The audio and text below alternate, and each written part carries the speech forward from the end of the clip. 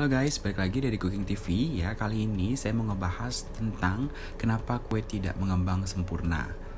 Nah biasanya kita kan masih bingung nih, kenapa sih kue kita kok bisa bantet, bisa nggak ngembang dengan sempurna. Apa sih penyebabnya? Nah langsung aja simak video ini. Nah yang pertama, pengembangan telur tidak maksimal. Nah ini penting banget ya guys. Jadi biasanya untuk ngembangin kue ya, biar kue nggak bantet, kita perlu ngembangin telurnya. Nah biasanya untuk menu sponge cake, kita kocok telur dan gula. Jadi kita mixer sampai bener-bener foamy. Nah foamy itu jadi dia tidak encer ya guys. Jadi ketika adonannya itu diaduk pelan-pelan, and then diangkat dan dijatuhkan, ya adonannya itu dia harus berada di atas permukaan adonannya, alias nggak ngerembes lagi. Ya kalau misalnya dia ngerembes lagi berarti tandanya masih terlalu cair. Jadi penting banget ya untuk telur dan gulanya harus dikocok sampai dia benar-benar mengembang atau foamy.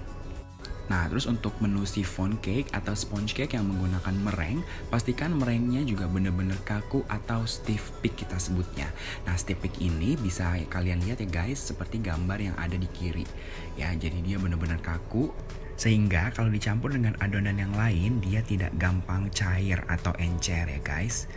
Karena kalau kita bikin meringuenya itu kurang kaku ya, jadi masih lembek, ketika dicampur dengan bahan yang lain, nanti hasilnya biasanya adonannya akan lebih cair atau lebih encer.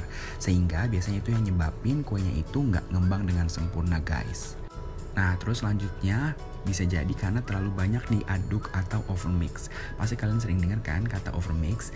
Nah overmix ini biasa terjadi ketika kita mau mengaduk atau mencampurkan adonan telur yang sudah mengembang dengan bahan-bahan kering seperti tepung-tepungan atau bahan cair seperti susu, vegetable oil, atau butter yang sudah kita lelehkan. Dan untuk tahap ini biasanya kita ngaduknya udah pakai spatula guys ya, bisa pakai rubber spatula atau wooden spatula. Dan biasanya ini kita aduk secara pelan-pelan dan konsisten ya. Jadi jangan terlalu banyak diaduk, jangan terlalu sering diaduk, dan jangan terlalu sembarang dan terlalu kuat diaduk ya, karena nanti jadi overmix. Kalau overmix nanti adonannya akan jadi lebih cair. Ketika adonannya lebih cair itu berarti udara yang udah kita bangun ya di adonan telurnya itu sudah banyak kebuang. Nah itulah yang bisa nyebabin kuenya bantet. Nah terus kue bantet juga bisa jadi karena kita mengubah takaran resepnya terlalu banyak ya. Jadi biasanya kita pengen modifikasi resepnya nih, pengen bikin jadi lebih manis deh atau yang lainnya. Nah pengubahan resep juga harus hati-hati ya, dan bener-bener kita pikirkan rasio perbandingan antara tepung, gula, dan bahan-bahan lainnya. Misal contohnya ya, dalam satu resep ya ditulis 2 butir telur dikocok dengan 70 gram gula pasir ya. Cuma karena misalnya kita pengen rasanya lebih manis, akhirnya kita tambahin 2 kali lipat. Jadi 2 butir telur sama 140 gram gula pasir.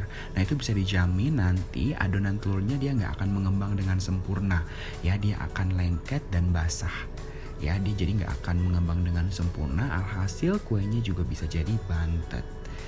Nah jadi in general itu tadi ya beberapa faktor penyebab kue itu nggak ngembang ya. Jadi semoga kita bisa mempraktekannya dengan lebih baik lagi. Oke, thank you guys for watching. See you in the next videos and have a nice day.